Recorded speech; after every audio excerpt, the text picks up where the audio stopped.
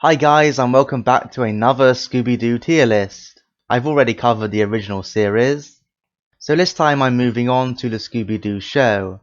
Yes, I know I've skipped a show in between, but I'm not as familiar with the new Scooby Doo movies, so I thought I'd rather keep it to shows that I have actually seen in full, and which I know well. So that is why I've moved on to this show, which that certainly applies to. As ever, all you Scooby Doo fans out there, please share your thoughts on all these villains, and the show in general, and I hope you enjoy watching along. Right, so let's get into these guys, shall we? I'll try and take them in order, because I do have a list of these villains on a side here, which I'm making use of. The first villain, or villains, were the Spectre of Ebenezer Crab, which is this guy here, and Nettie Crab. The Spectre is godly for sure, and Nettie Crab is good. She obviously plays a bit of a sidekick to him. Yeah, I like the episode in general. This guy has a very good presence. He's often chasing the gang around, most prominently at the building site, because it's a whole plan to get a high up space so they can look into the safes and crack the safe code. It's an interesting enough mystery, and I just love how he's always kind of following the gang around and looking at them through windows in a creepy way. And he even hitches a ride on the mystery machine at some point, doesn't he? But yeah, this guy was just a very good start. I definitely remember him. The Ghost of King Katazuma. I think that's how you pronounce it, it might not be. But yeah, he's okay. I don't think he's that great, to be honest. Same with his stone companion here. I mean, he's just a statue, so he can't be anything better than okay. But his main guy was fine. I don't think he stood out though. The episode itself never stood out to me. The professor was the guy who actually was behind it all. He's just an average villain. Next up is the Gator Ghoul, who's obviously iconic, and is he godly? Yeah, he probably is, right? He reappears a lot throughout the entire series, and his whole kind of flashing eyes was very cool. I like the story behind him as well, where it's the woman who's actually trying to get back at the family. So yeah, as far as gators go, I think they made this one about as intimidating as they could possibly be. So props to the show writers for making a gator this cool and intimidating. Next up is the 10,000 volt ghost. And well, he's right at the top for me. He might be my favourite Scooby Doo villain ever. So creative. I like how he actually obviously has powers. Due to this battery pack he's wearing, they can actually melt steel. So he's quite a formidable foe in that regard. He's got a cool backstory as well, with Voltner, who's the guy who supposedly died doing the electrical wires. Yeah, he's just a classic villain. Even the kind of weird glowing sound that emanates off him gives off a weird presence. So yeah, very much liked him. Next up is the Headless Horseman, shown here when he actually got a head in the form of a pumpkin. And is he godly or good? He's close. Yeah, he's godly. He's iconic again, and I like that little part of the episode where he actually gets the guy's head. It makes him seem like he's taken the head of the guy that he supposedly killed. That's pretty dark stuff, right? Even though it was obviously just the guy, Cousin Elwood, who was the villain all along, but still, it made for a creepy visual the first time you saw it. Again, it's just a great episode where the gang's all out at the party and that. Scooby Doo, I believe, is in this episode as well. So it's an iconic one, and he's an iconic villain for it. Next up is the Black Knight, the second version of a Black Knight in the series, along with Merlin the Wizard. The Black Knight is okay, he's a worse version of the original one, but as for the Wizard, he's good. The fact that they go to see Zarko at the start, at the show, and he turns out to be the actual bad guy, is an interesting turn of events. And given the fact that he is a wizard, they actually do kind of utilise the so-called magic in a clever way, so yeah, he's alright, he's good in fact. Next up is the Ghost of Dr. Coffin. And he's another one who, if you see my retrospective of Scooby Doo, he's definitely going in godly for me. I love that episode, the Harum Scarum Sanitarium, and he's a big reason why he carries such a creepy presence, the way he plays the organ with the dancing dogs, the glow that comes from him, and he's another one who kind of spies on a gang through their bedroom window, that kind of invasion of privacy that you feel on the gang's behalf, certainly impactful to a young kid. So yeah, I love him and I love the episode as a whole. Next up is the No-Face Zombie and the Gorilla. Well, the Gorilla's fine, he fulfills his purpose in the episode as a bit of a red herring and another distraction for the gang, but the monster himself is another godly monster. It's another episode which I absolutely loved, and I love the twist at the end, that the guy is actually a robot. One of the few twists I didn't actually see coming on the show. And the mystery actually made a bit of sense as well. The fact that it was all over this coin tied everything together nicely. Next up is Mamba Wamba and the zombies. Don't remember much about them, to be honest. I'm gonna put them all in okay, because I don't think they were anything special. I don't tend to be a massive fan of zombies on Scooby Doo in general. They're very kind of slow moving, and I actually don't find them as intimidating as some other more creative monsters. And these guys don't really separate themselves from that pack, so they're fine but nothing more for me. Next up is the demons, from A Frightened Hound meets Demons Underground. These guys are good. They got a decent design, I think. It's not just a typical copy and paste demon. They do put a bit of effort into it. The fact that they live underground and they appear in like puffs of pink smoke and steam and that. It's an engaging premise. I can't say I remember much about the mystery, but I clearly remember a lot about these monsters. So that places them in good at least for me. Next up is Tamuka the Ghost Bull, along with his ghost companions. Well, this was just literally a human in a bull suit, a talking bull. So he has to go in trash because he achieves nothing and contributes nothing. There was also a Menson Man ghost in this episode. Who is this guy who's, again, trash. He's pretty much a rip-off of the Indian Witch Doctor in the original series. And I didn't even like him, so yeah, not good. But the actual Ghost Bull himself, I don't even think he was good, to be honest. I'm not a fan of the episode, I must admit. But he's okay. He at least has more about him than these two, but yeah. Not the biggest fan of the episode, simple as that. Next up is the Demon Shark, who's good for sure. I quite like aquatic monsters. It allows the gang to investigate a different environment, bringing the sea and the beach into it. I also like the aquatic monsters in What's New Scooby Doo, but I'll cover that one when we get there. But yeah, this guy brought the intimidation factor both ways. I mean, one, he has the appearance of a shark, which is dangerous and intimidating by itself, but he's also a ghostly shark. So you get 2 for 1 there, I suppose. I just said I liked aquatic monsters, so now we get more of them, with the captain, the octopus monster, and the kelp monster. I don't think these guys are as good, because he's just a accomplice to the villain, to the main villain. Just a random monster who scares the gang on a boat. And even the main guy isn't great. He's probably top of okay, because he does organise the whole thing, but I think the premise of a sea captain has been done better on the show so many times before, so I can't give him too much praise, I don't think. And he's not that original either, is he really? Next up is the Rambling Ghost, from the ghost that sacked the quarterback. He's fine. He's another kind of ghost that gets a repeat version in What's New Scooby Doo. His version here is fine. I like how he runs around a stadium with the gang. They get a lot of sports references, with the scoreboard and the announcer booth and stuff. And the fact that he is actually attacking athletes makes him quite a big deal, and makes it so the gang is actually solving something which has national importance, you could say. So that kind of ups the stakes a little bit. So for that reason he's good, but he's not original enough, his design, and he doesn't stand out enough to be godly. Next up is the Vanilla, Chocolate and Strawberry Phantoms, and again, they have to all be godly for me. I just love the episode The Ghost of a Bad Humour Man so much. Now you could argue that they don't actually do anything that much individually, but they just work so well. Their design is nothing special, it's just literally a colour palette swap of the green ghosts from the original series. But they have some great moments. The Chocolate Phantom is actually the best, isn't he really? Due to the fact that Shaggy gets mistaken for him. And I'll put Vanilla above Strawberry as well, just because I prefer vanilla as an ice cream flavour. So there you go. But yeah, it was a great fun episode. Their motive actually makes sense, and it's just good times all round. Let's see, next we have the ghosts of Benedict Arnold, William Demont and Major Andre. I don't know, I think I have to put them in okay, because they don't do a great deal.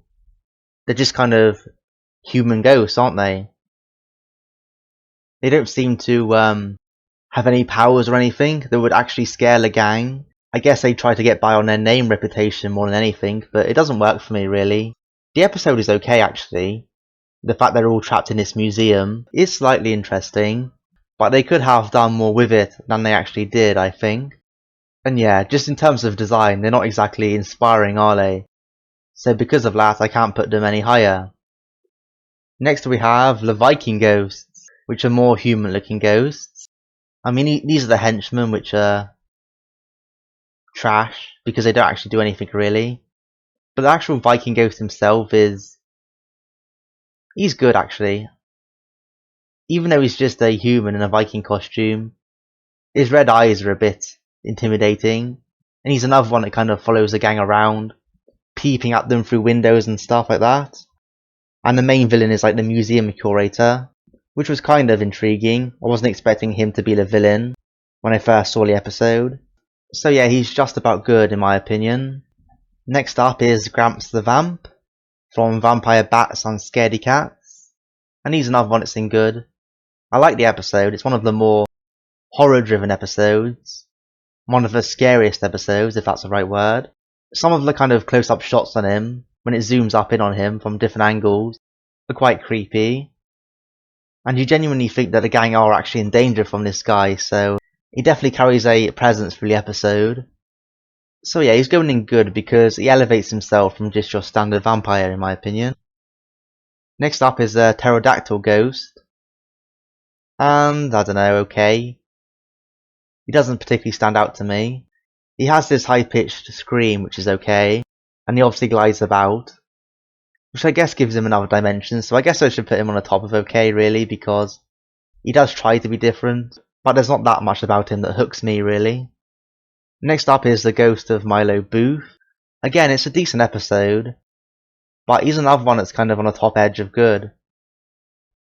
He's very much the generic monster look for this series, and although he has a decent backstory, just him as a monster doesn't seem overly intimidating to me. And that's what I'm looking for these monsters above all else. They have to have some level of actual intimidation, and their design needs to stand out a little for me to even consider putting them at the top tier. And this guy just doesn't get that job done.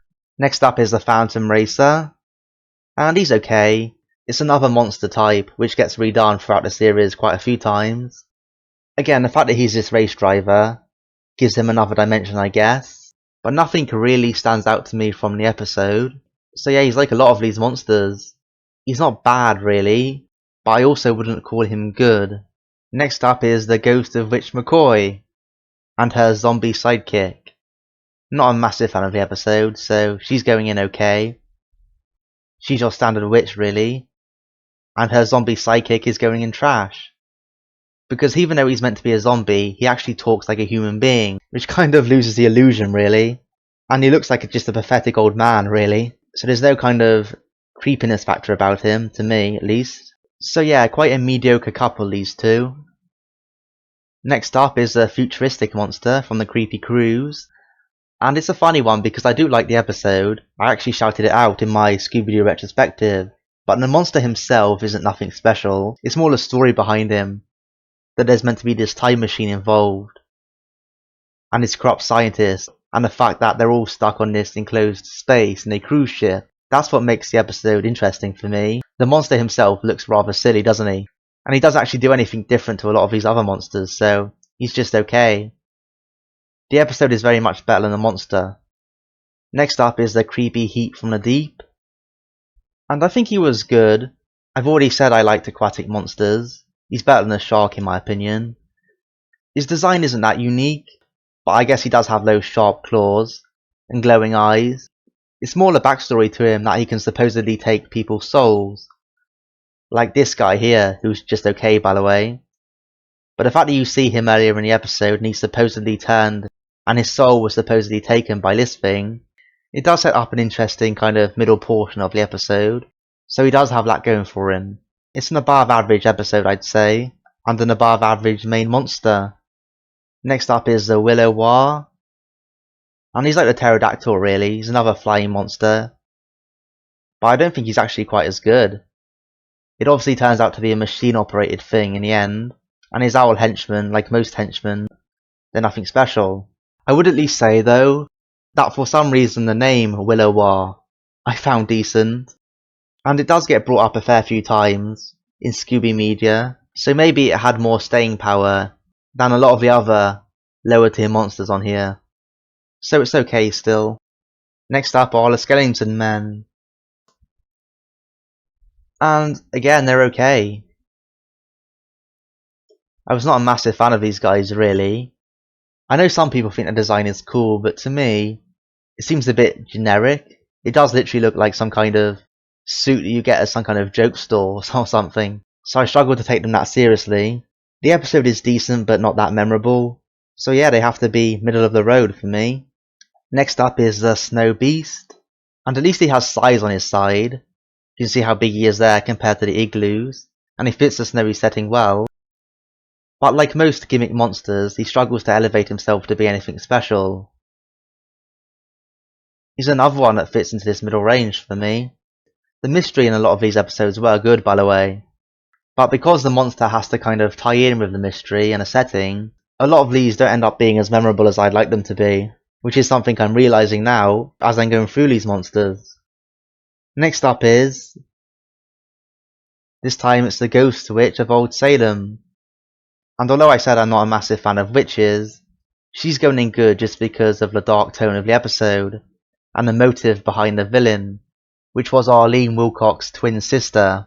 She's just a horrible individual, and is trying anything to kind of get the family inheritance for herself. And you have this whole angry mob in the town as well, who are out to inflict their own damage, and the whole thing's a bit messed up really. But I guess that's kind of to be expected when you mix Scooby Doo with the Salem witch trials. Next up is the Tar Monster, and he's godly for sure. Probably higher end of godly, I'd say. It's a great design. The fact that he's made of tar and can come in and out of tar makes him quite unique. It's a monster that reappears throughout the series. He's loved by most of the fans who talk about him. So yeah, he's just great. Unlike some of the other monsters, he's actually better than the episode itself, as the episode itself wasn't one of my favourites. I mean, the episode is actually called The Tar Monster, so that kind of goes to show that he overshadows the episode, but yeah, he deserves all the recognition in the world. And the fact that the guy who was in the costume was called Mr. Stoner is the icing on the cake. Next up is the ghost of Finian Macduff, and the Loch Ness Monster. And he's another kind of humanoid monster. He's okay. And the Loch Ness Monster is okay just because it is the Loch Ness Monster. They serve their purpose. The episode kind of fits in the Scotland theme well, as the gang wander around the kind of foggy highlands of Scotland, which is a beautiful part of the world, by the way. So based on that aesthetic alone, it gets the pass for me. Next up is Old Iron Face. And he, or well, she as it turns out, because the villain is Mama Mione, who runs a local cafe on the pier. On paper it doesn't seem that great, but based purely on how recognisable the villain is, it has to be godly. It's shown some kind of feats of strength in the episode, and I love the way it's always riding around on these sharks, even though they did end up being kind of painted torpedoes or whatever they were. He's another one that reappears time and time again, most famously in my opinion, in Scooby Doo and a Cyber Chase. But yeah, he's a monster that works better than he probably had any right to be honest. Next up is the Jaguaro. From Jeepers, it's a Jaguaro. The episode was okay. The gang gets stuck in a Brazilian jungle. And this creature, if it was ever going to be in a country, Brazil seems like a decent country for it to be in. But again, it's another one of these animal type monsters. I wouldn't call it bad, but it doesn't exactly separate itself, does it? The episode is solid enough though. Next up is the feline creature, who is just literally a big feline. But I have a soft spot for it, so I'm going to put him in good. It's quite funny watching Scooby be so scared of this cat creature, but it has shown some damaging potential, using its claws to kind of slice through things. And I just like the kind of zoom ins you get on it, where it looks dead eyes into the camera. And believe me, this monster does love mugging for the camera. The story is also decent, the fact that it's the woman's doctor, who is actually the villain, and he's trying to gaslight the woman into thinking that she is the cat creature. It's interesting stuff, and given how generic the villain looks, they did about the best they could have with it. Next up is another similar type creature, it's a mantis, and he's basically a worse version of the cat creature. Probably bottom of okay, somewhere near the bottom of okay. The episode is decent. Much like the cat creature, the villain here was a professor. All the professors and the doctors are evil right here, aren't they? Maybe that's telling us something, I don't know. Scooby Doo trying to plant seeds in our mind, maybe? On a serious note though, he's pretty generic in his design. He's not that intimidating. I mean, he's a mantis for Christ's sake. I mean, what more can I say about that? Next up is, well, he's technically called just the Phantom, but he does also go by the name of the Disc Demon, and I prefer that name. I quite like him, so he's going in good. I quite like the episode. The fact that it all centers around music, in this music studio, and the villain turns out to be Ace Decade. I mean, his look is kind of like a Kiss ripoff, isn't it really, but he still works, and there's one scene from the episode which has really good animation, as the monster kind of traps one of the guys in a closet. So that definitely stands out for me, and again, it does help that I like the episode. Next up is the Moon Monster, who's okay. I think the episode could have been better than what it was. It's obviously in China. If anything, the mystery in this one, if I remember correctly, ended up being a bit too convoluted for its own good, and the monster I wasn't a massive fan of. It probably says it all how little I actually have to say about him. Next up is the Ghost of the Gondolier. Supposedly he was the ghost of a traitor who previously lived in Venice, which is a decent backstory, and his design is okay, I'd say. I don't know, I'm not sure I can call him that great, but he's top of okay, I think. He wants to collect the 4 medallions, that's the story, and he does do some tricky things to accomplish it. So yeah, he's not that iconic or memorable, but he serves the episode he's in quite well. Next up is the ghost of Juan Carlos, who's decent, another human looking monster, who I'm never that enamoured with. But yeah, he goes with the other kind of human looking monsters in my opinion. He's okay, he does a job, but he's nothing great. Next up is the Warlock of Wimbledon, or Anthos, I think is his technical name. He has this kind of evil dog type creature with him all the time as well. So I think he's I think he's a good villain actually. The episode is decent. I love how they're all at Wimbledon, and it seems like the Warlock is like sitting in all the different seats. That would be quite disconcerting, wouldn't it? His design is nothing special, but he does have quite a colour palette to him. So yeah, I'm going to be generous and put him in good. And now we have the last episode. And I now realise, actually, in hindsight, that I made a mistake. This is actually the monster from earlier. The creepy heat from the deep that can take people's souls. That was this thing. The Cyclops looking thing. I got him mixed up with the other sea monster. I mean, it doesn't matter too much. I'm not going to go back and edit it or anything because these two are both in good in my opinion. But I am doing a lot of this off memory. So I got these two mixed up. So yes, this is the Cyclops monster that took this guy's soul. And this is a beast of the bottomless lake, who is not as good as this guy, but he's still good. I mentioned his appearance earlier, with the sharp claws and the glowing eyes. He doesn't quite have the abilities of him, but he's still good. So that's why he's going in good. And another retraction from earlier, I'm pretty sure this is meant to be the octopus type ghost from earlier. And I didn't like the other ones, I put them in the bottom of okay. So I'm going to put this guy in trash because I couldn't even remember who he was. So I think that's pretty fitting. So yeah, it got a bit messy at the end there guys, but I apologise for that. There were quite a fair few of these to get through, but I've done it all now, and I'm fairly happy with it. All these are definitely godly in my opinion. These are some of the best Scooby Doo monsters. And the Scooby Doo show was a solid show in general. Looking back though, a lot of the episodes were kind of middle of the road. And that is why there are so many just meh type monsters for me. Despite me still liking this show, this wasn't the most creative era of the franchise, it has to be said. Still though, I hope you like this list, and at some point in the future, I will crack on and do the 13 Ghosts of Scooby Doo, which will be a shorter list, and What's New Scooby Doo as well, and that will round out the Scooby Doo tier lists for me. I hope you all liked guys, see you next time.